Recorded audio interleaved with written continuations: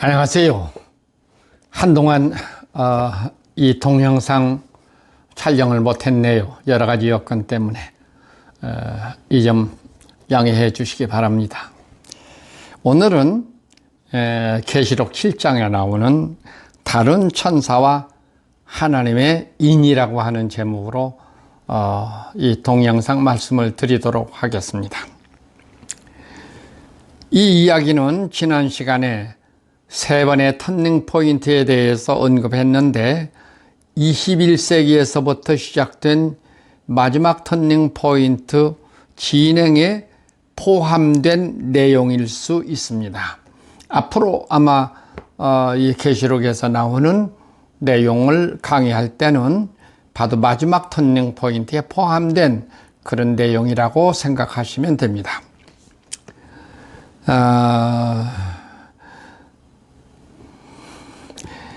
이 시간은 하나님의 계시 진행에 따라 세례 시대가 마감되고 21세기는 하나님의 인침 시대가 도래되어야 하기 때문에 인침과 관련된 이야기를 하려는 것입니다. 하나님의 인침에 대한 이야기는 지금 교회를 다니는 분들에게는 생소한 느낌이 될 것입니다. 물론 성경에 기록된 말씀이지만 목회 현장에서는 거의 언급되지 않은 말씀이기 때문에 생소할 수밖에 없습니다. 이 말씀은 계시록 7장 2절을 중심해서 드리는 말씀입니다. 첫째는 인침이 오기까지의 배경입니다. 하나님의 백성들의 표시 이동이라고 하는 구속사에서 이 점을 특별히 주목해 주시기 바랍니다. 노아 홍수 10반 후 하나님은 노아의 가족들에게 무지개 언약이라는 것을 했지만 시간이 지나고 노아의 자손들이 번성해지면서 하나님의 그 무지개 언약에 대한 것을 무시해버렸거나 혹은 잊어버린 것이죠. 그리고 이들이 무슨 행위를 했느냐면 바벨탑 운동을 벌여버린 것입니다.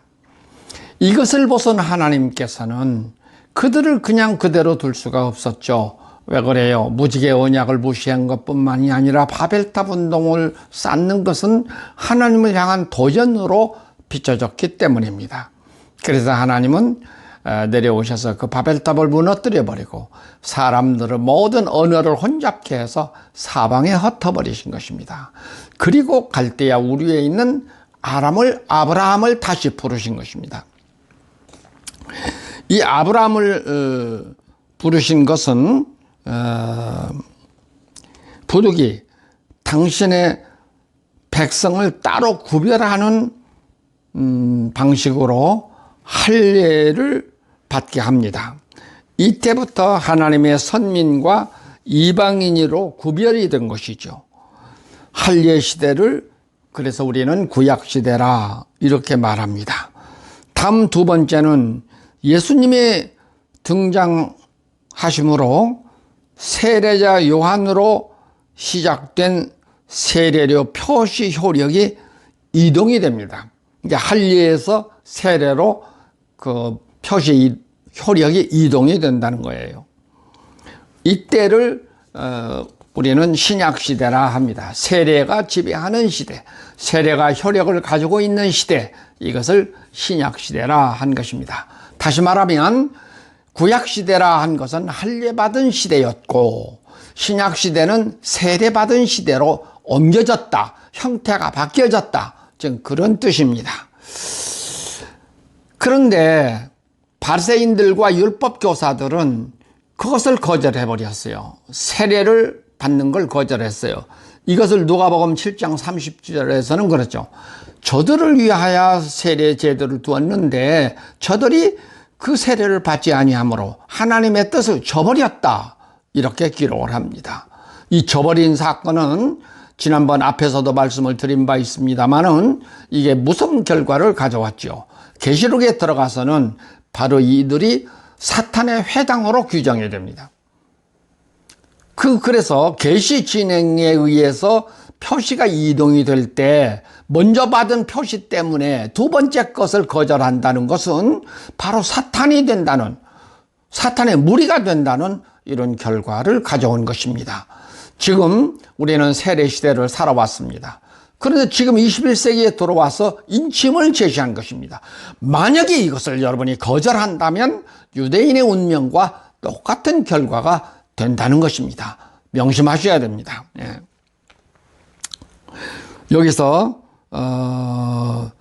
참고하실 것은 구약시대는 할례 백성들의 삶은 성전에서 제사를 드려야 했는데, 왜냐하면 이때는 죄 아래 있던 시절이었기 때문이죠.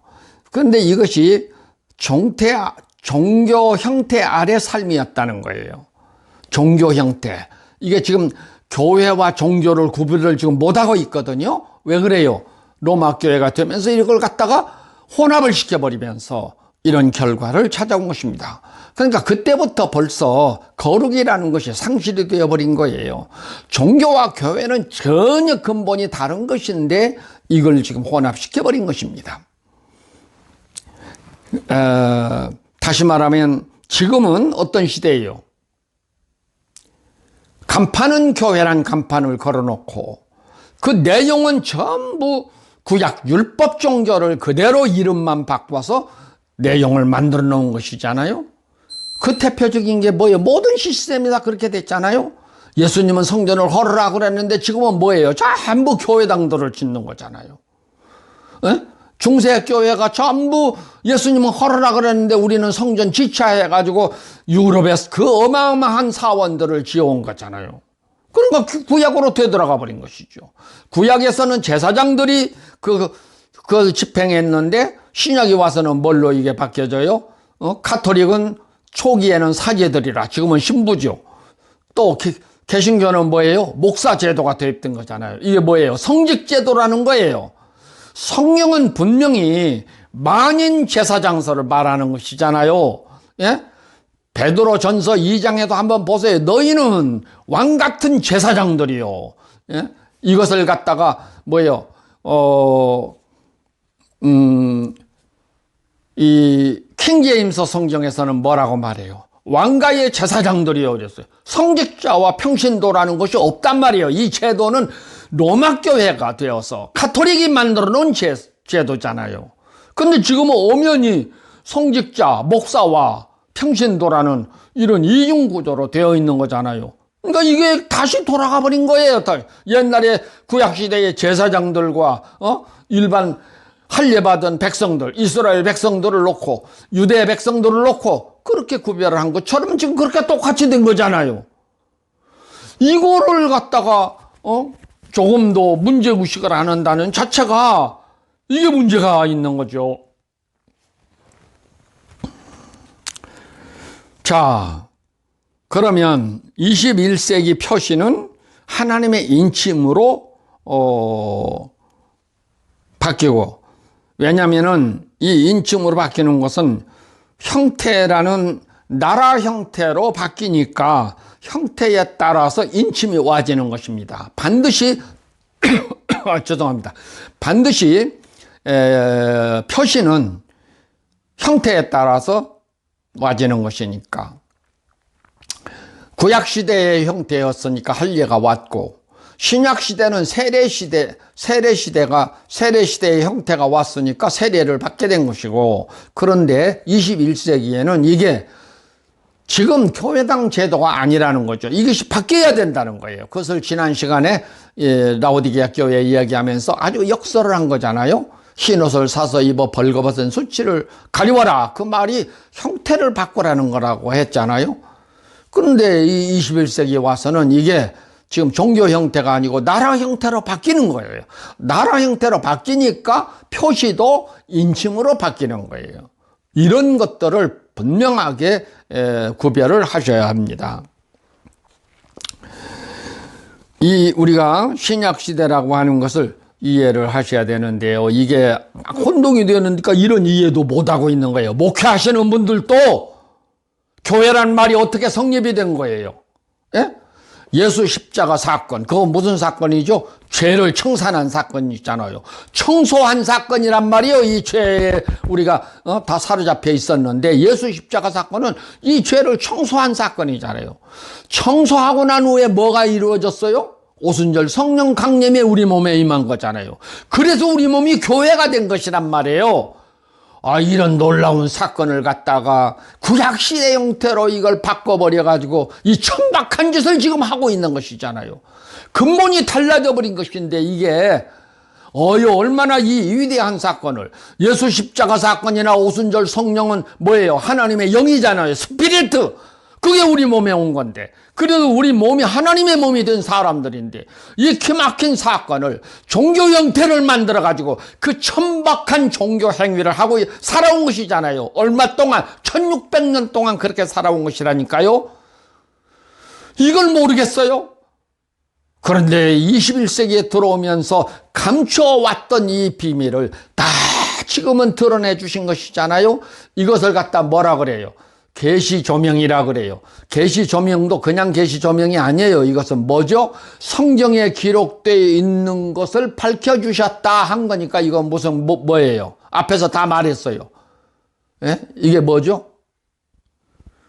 이것을 한마디로 말하면 계시라는 말에는 두 가지가 있다고 그랬잖아요. 하나님의 직접 계시와 그 다음에는 뭐예요? 예? 그 다음에는 루터가 의인은 믿음으로 말미암아 살리라 한 말씀을 계시받은 것처럼 성경에 기록되어 있는 것을 다시 조명된 것이기 때문에 이것을 자계시라 하는 겁니다. 지금 성경에 다 기록된 거잖아요. 예? 자, 라오디게아 교회 이야기도 성경에 기록된 이야기고, 지금 하나님의 인침을 받는 것도 이미 성경에 다 기록된 거잖아요. 그것을 21세기에 들어와서 재조명을 해 주신 거니까 이것을 소위 자계시라 그렇게 말합니다. 그래서 자계시 조명을 받았어요. 21세기에는. 그래서 이게 바뀌어진 거란 말이에요. 이것은 원래 모계시와 자계시가 조금 더 하나님께로부터 온 것이란 점에서 조금 더 다른 것이 다를 것이 없는 것입니다. 그 효력을 하나님께로부터 온 것이기 때문에 이것을 계시 조명이라 그렇게 말하는 것입니다. 지금까지는 우리는 로마 교회 이후에 종교인의 삶을 살아왔어요. 근데 이제 21세기가 되면서 이게 바뀌어야 한다는 것을 말씀드리는 것입니다. 지금까지는 몰랐으니까 하나님께서 허물하지 않지만 이제는 핑계댈 수가 없다 그랬어요, 성경에. 왜냐하면 이미 조명을 해 주셨기 때문에. 네? 성경에 있는 것을 자계시를 통해서 조명해 주셨기 때문에 이제는 핑계댈 수가 없는 것이다 그 말이에요. 모르던 시절에는 허물하지 않지만 이제는 핑계할 수가 없는 것입니다. 이런 걸 꼭 명심하셔야 됩니다. 그래야 우리들이 낙오가 되지는 않습니다. 21세기에 들어와서 잃어버린 복음의 본질 회복과 함께 백성들의 삶도 인침과 함께 삶의 방식도 달라지는 것입니다. 어떻게 달라질까요? 앞으로 그거 다 얘기를 할 것입니다만은 먼저 여기서 말한다면은 종교시대에 우리의 신앙의 삶은 뭐였어요? 종교신앙을 가졌다는 그 표현을 어떻게 했어요? 교회당에 가갖고 예배드리는 것으로 표현했다고 그랬잖아요. 이것은 종교인이란 말이에요. 종교 시스템이었기 때문에 그런 거란 말이에요. 지금 모든 종교들이 다 그런 거잖아요. 무속인들을 비롯해가지고 다 자기들의 신을 섬기는 사람들이잖아요. 불교, 무슬림, 힌두교 다 그런 것이 있잖아요. 가톨릭도 종교 중에 하나이기 때문에 미사를 드리는 것이잖아요. 이걸 따라서 우리도 그동안에 1600년 동안 예배라는 걸 교회당에서 드려왔잖아요. 이건 종교행위라니까요. 왜? 하나님을 찾아가서 섬기는, 그 하나님을 섬기는 것이 종교행위라 그 말입니다. 왜? 하나님은 지금 어디 계시는데? 우리 안에 있다 그랬잖아요. 우리 안에. 그래서 우리가 하나님의 몸이 된 사람들이라고 그랬잖아요. 그런데 여전히 우리는 지금 종교인의 삶을 사는 거예요. 이게 로마 교회가 되면서부터 시작된 이 전통이, 이것이 전통이 되어가지고 그것이 당연한 것처럼 지금도 내가 이 말을 하면요, 얼굴을 붉히면서 나는 그래도 예배를 드립니다. 이런 참 무식한 사람들이 많아요. 아녀자들 가운데 대단히 죄송합니다만은 이런 무식한 사람들이 지금도 많습니다. 예? 그 다음에 인침과 시행하는 다른 천사에 대한 이야기를 하려고 합니다. 이것은 매우 중요한 사건이기 때문에 깊이 귀담아 이것을 청취해 주시기 바랍니다. 다른 천사가 살아계신 하나님의 인을 가지고 해 돋는 데로부터 올라와서 땅과 바다를 해롭게 할 권세를 받은 네 천사를 향하여 큰 소리로 외쳐 이르되 우리가 우리 하나님의 종들의 이마에 인치기까지 땅이나 바다나 나무를 해하지 말라 하더라. 이 말씀을 이해할 수 있겠습니까? 계시록의 성격을 먼저 그래서 이해를 해야 됩니다. 계시록이 어떤 책인가 하는 거예요. 이 계시록을 가르쳐서 묵시서라고 말합니다. 계시록을 포함해서 저 구약에 있는 에스겔서라든가 다니엘서라든가 이런 걸 포함해서 묵시문학이라 이런 말을 해요. 묵시란 말은 본질을 그대로 보여주지 아니하고 다른 모습으로 보여서 감추어진 것들을 묵시라 그래요. 그런데 이 계시록이 바로 묵시서라는 것입니다. 이것을 먼저 이해를 해야 합니다. 그래서 계시록은 어떻게 써졌냐면 은유적이고 감추어서 표현하는 것이고, 그 다음에는 뭐예요? 비유적이고, 뭐 다른 것과 비유해서 이렇게 말하는 것이고, 그 다음에 추상성을 가지고 있어요. 이 계시록의 글은. 그러니까 우리가 계시록을 읽으면 잘 이해를 못하는 거예요. 이게 조명, 하나님의 특별한 조명 외에 받지 아니하면 이것을 이해를 잘 못하기 때문에 우리들은 대체적으로 계시록을 잘 보지 않습니다. 그런데 마지막은 전부 계시록에 담고 있거든요. 계시록을 알아야 종말에 대해서 다 이해할 수가 있어요. 왜? 모든 언약들이 구약과 신약을 거쳐오면서 언약들이 이 계시록에 와서 다 성취가 되기 때문입니다. 그래서 반드시 이 계시록을 이해를 해야 됩니다.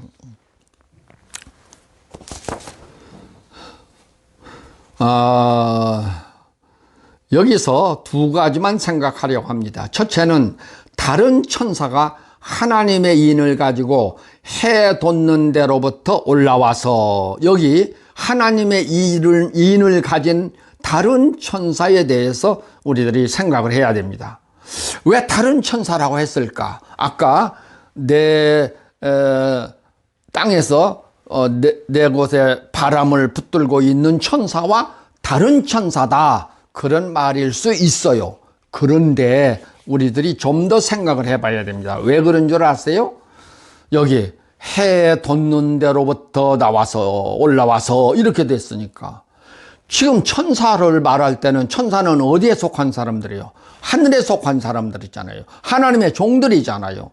그래서 다른 천사가 이렇게 말을 하든지, 아니면 하늘에서 내려온 다른 천사가 이래야 옳잖아요.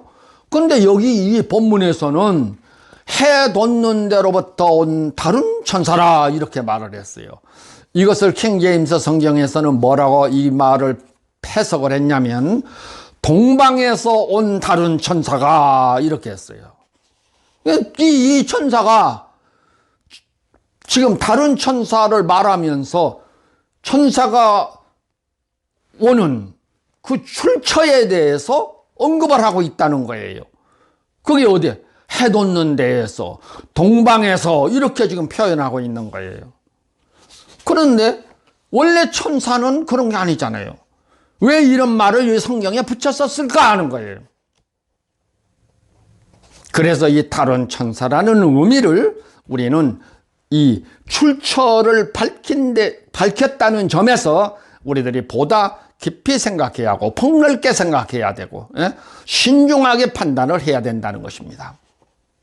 이거 명심하세요. 본래 천사는 소속된 곳이 하늘이죠. 그런데 왜 해 돋는 곳이라 했을까? 왜 이걸 동쪽으로부터 와서 이런 말을 했을까? 킹제임스는 그렇게 번역했다니까요. 동쪽으로부터 와서. 예. 그러니까 이거 생각해 봐야 되잖아요. 이게 우리는 다시 깊이 생각해야 됩니다. 사도 요한이 반모섬으로 유배에 가서 이 계시록을 쓴 것입니다. 그러면 저는 아직 반모섬을 못 가봤는데요. 예. 뭐 목회하신 분들은 많은 분들이 다녀왔을 것입니다. 나에게는 누가 개인적으로 돈 대준 사람이 없어서 못 가봤어요. 그런데 이 반모섬은 어떤 곳이에요? 터키 영해에 있는 저 동남쪽에 있는 섬이잖아요. 거기서 이 계시록을 썼어요. 사도 요한이. 그러니까 그 반모섬에서 본 이 계시가 다른 천사가 올라온 곳이 해 돋는 곳으로 이렇게 표현을 한 것이죠. 동쪽으로부터 올라온 다른 천사 이렇게 표현한 거예요.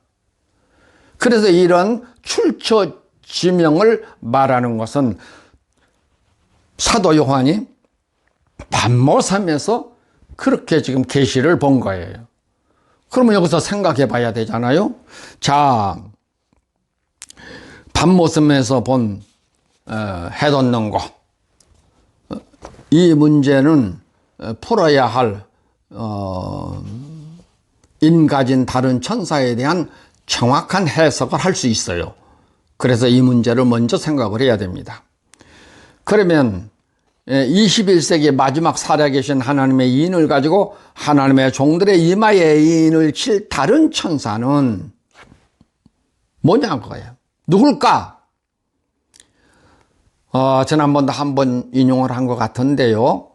인도의 시성 타골이라는 사람이 우리 한국을 가르쳐서 그런 말을 했다 그러잖아요. 동방에 해 뜨는 나라라 이런 말을 했다 그러잖아요. 그래서 우리 앞 시간에 강의를 했어요.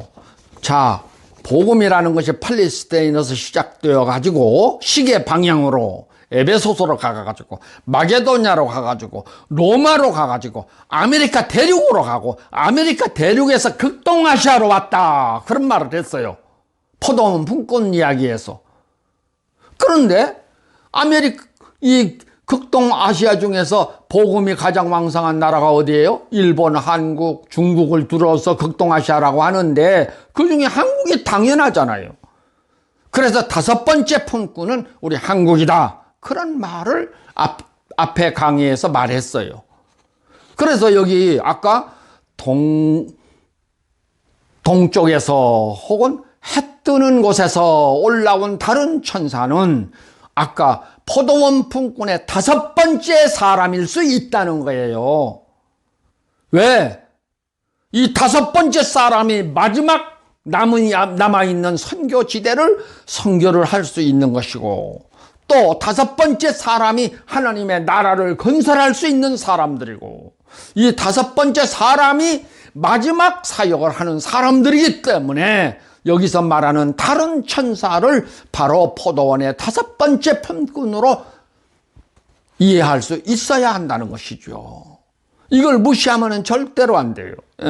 이것을 좀 비판적인 사람들은 부정적인 분들은 이것은 비약적 해석들이라고 이렇게 말할 수 있는 사람도 있을 것입니다. 아마 그럴 가능성도 있어요. 하지만 믿음을 가진 사람들은 이거 믿어야 되지 않겠습니까? 다섯 번째 포도원의 품꾼이라는 것이 그냥 거기서만 끝나는 게 아니기 때문에 마지막 사역을 다 해야 할 사람들이기 때문에 이 사람들이 어쩌면 해 뜨는 곳으로부터 온 이 인침을 가진 이 사역을 마지막 사역을 할 수 있는 자들일 것이다. 이렇게 보는 것입니다. 이거 명심하십시오. 그 다음 이 포도원 품꾼 이야기를 하고 뭐라고 그랬죠? 먼저 된 자로서 나중되고 나중된 자가 먼저 된 자. 이 말을 여러분 참고하셔야 됩니다. 이 말을 참고하셔야 됩니다. 지금까지는 다 먼저 된 자들이 일을 했잖아요. 에베소로 가는 거, 마게도냐로 가는 거, 로마로 가는 거, 아메리카 대륙으로 가는 거, 아메리카 대륙에서 극동아시아로 복음을 전하는 거, 이거 다 먼저 된 자들이 한 것들이잖아요. 그런데 성경은 이 말을 여러 곳에서 했어요. 나중된 자가 먼저 되고 먼저 된 자가 나중된다. 왜 이런 말을 했을까요? 예? 자, 먼저 복음을 전해주었던 유럽 교회나 북미 교회들은 지금 다 공동화가 되어버렸잖아요. 그런데 예? 다섯 번째 포도원 품꾼의 활동으로, 이 인침의 활동으로 다시 복음 시대를 회복시킨다면은 지금 다 교회를 떠났던 유럽 사람들도 북미 교회 사람들도 다 돌아올 것입니다. 하나님의 나라로. 그러니까 그들이 먼저 되었었지만 나중된 것이죠. 먼저 된 자는 바로 포도원 품꾼들이 먼저 이거 한다니까요. 이걸 믿으셔야 돼요. 성경이라는 것은 전체를 놓고 조명을 해야 됩니다. 어느 부분만 보면은 오류 해석이 되어버려요. 꼭 명심하십시오. 이 인침이라고 하는 것은 뭐예요? 옛날 노예 시대들이 있을 때에는 쇠로 만든 표시를 불에다가 밝게 달고 가지고 그걸로 노예들 이마에도 치고 가슴에도 치고 그랬어요. 이것을 어디에다가 나중에 쳐요? 소 엉덩이 쪽에, 말 엉덩이 쪽에다가 딱 인을 치잖아요. 그건 뭐예요? 주인의 소유다, 그 표시지요. 그와 같은 의미를 가지고 있어요, 이 인침이라는 것이. 그러면 동방에서 올라온, 동쪽에서 올라온, 해 뜨는 곳으로부터 올라온 다른 천사가 바로 하나님의 종들의 이마에다가 그 화인을 치겠습니까? 그러겠어요? 그럴 수는 없잖아요. 이 화인을 가지고 노예의 이마에 인치던 시대는 무지한 시대잖아요. 예? 잔인한 행위잖아요. 하나님이 그렇게 하시겠어요? 그거는 아니죠. 바로 무슨 말이겠어요? 이 도장이라고 하는 것은, 인이라는 건 도장이잖아요. 하나님의 살아계신 도장. 이것을 지금 해 뜨는 곳으로부터 온 다른 천사가 이것을 와서 당신의 종들의 이마에 인을 친다. 이것은 무슨 말이냐면요, 마지막 때 하나님 나라에, 하나님의 나라 백성된 자들에게 신분의 부여라는 것입니다. 불변해야 한 번 신분을 발행했으면 불변한 거잖아요. 특별히 죄를 져서 심판을 받는 자 외에는 그것은 변하지 않는 것입니다. 그것을 지금 말하는 것이죠. 지난번도 말했죠.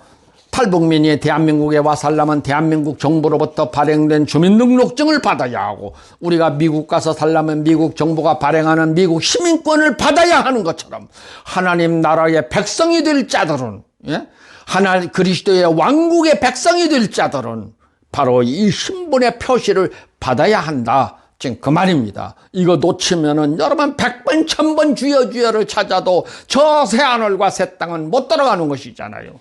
명심하십시오. 지금까지 수십 년 교회당 교회를 다녔다고 해서 그것으로 천국에 가는 게 아닙니다. 왜 마지막 때 21세기가 되면서 이런 계시를 하나님이 하셨겠어요? 마지막 기회이기 때문입니다. 명심하셔야 됩니다. 자, 마지막으로 하나만 더 말씀드리겠습니다.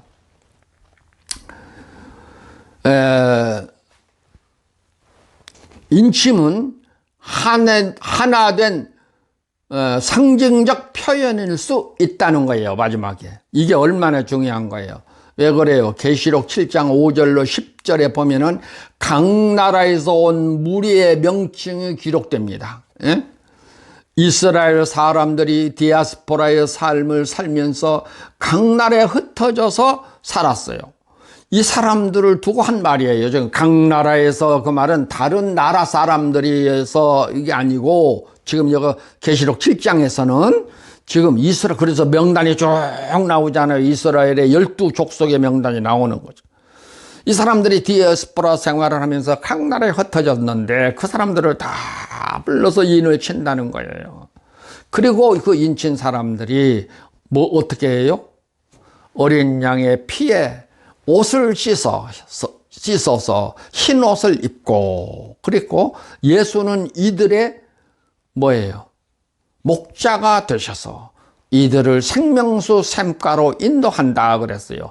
원래 이 이스라엘이라든가 유대인은요, 예수님과 원수된 사람들이잖아요. 이 사람들이, 북쪽 이스라엘이 패망해버리고 무려 지금 다 이 사람들이 종족이 사라져버렸거든요. 이스라엘 종족. 10지파 반이나 된 사람들이 다 사라져버렸어요. 그런데 마지막 때가 되니까 1947년 저 팔레스타인의 이스라엘이라는 국호를 가지고 나라가 지금 독립되어 있는 거잖아요. 그것 때문에 지금 팔레스타인 지대가 지금 분쟁하고 있는 거잖아요. 이게 얼마만큼 된 줄 알아요? 이스라엘 사람들에 비해서. 이스라엘은 그때 느호보암이라는 사람을 따라서 북쪽 이스라엘을 만들 때 사마리아를 수도로 해가지고 그거 만들었었잖아요. 근데 그게 아수르에 의해서 패망을 당하고 났는데 지금에 보니까요, 얼마쯤 되었어요? 2700년이 넘었어요. 근데 그 사람들이 이 인침 앞에서는 다 돌아오게 된다는 거죠. 유대인들과 천철기 원수였는데 다 그들이 화목하건 하나로 된다는 거예요. 예?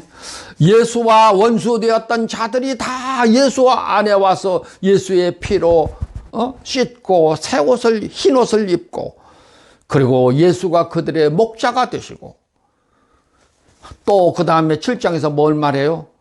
큰 환난 가운데서 나온 저들을, 눈물을 하나님께서 다 눈에서 씻어주시고, 예수와 원수된 자들은 하나님과도 원수된 자들이지 않습니까? 근데 그때 비로소 하나님께서 눈에서 눈물을 다 씻어주고, 인류 역사 가운데 이스라엘 사람들처럼 그 시련을 겪은 사람들이 별로 없잖아요. 정말 수천 년 동안, 2700년이 넘는 동안 눈물 속에서 살아온 민족들일 수 있잖아요. 그런데 하나님이 이 인침을 통해서 다 그 눈에서 씻어준다는 거예요. 그러면 마지막 결론을 말씀드리겠습니다. 마지막에 인침을 든 자가 아까 누구라고 그랬어요? 해 뜨는 곳으로부터 온, 동쪽에서 올라온 다른 천사, 그는 포도원 품꾼의 5번째 사람일 수 있다. 이건 뭐예요? 우리나라 사람이라고 했잖아요. 포도원 5번째 품꾼은. 그러면 제3지대 사람들이 살아계신 하나님의 도장을 들고 마지막 때 하나님의 백성들에게 다 인을 치는 역할을 한다는 거죠. 그래서 이 제3지대 사람들이 원수되었던 저 사람들을 다 하나로 엮는다는 거예요. 화목하게 한다는 거예요. 하나님과도 화목하게 하고, 유대인과 이스라엘과도 화목하게 하고, 예수와도 화목하게 하고, 이방인과 뭡니까? 선민이라고 하는 그 차별도 다 하나 되게 하고, 누구든지 와서 예수의 피에 옷을 씻고 흰 옷을 입고 인침을 받은 자들은 그 안에서 다 하나가 된다는 것입니다. 이게 마지막 때 사역이에요. 꼭 명심하십시오. 오늘은 여기에서 마치겠습니다. 다음 시간에 다시 뵙겠습니다. 안녕히 계십시오.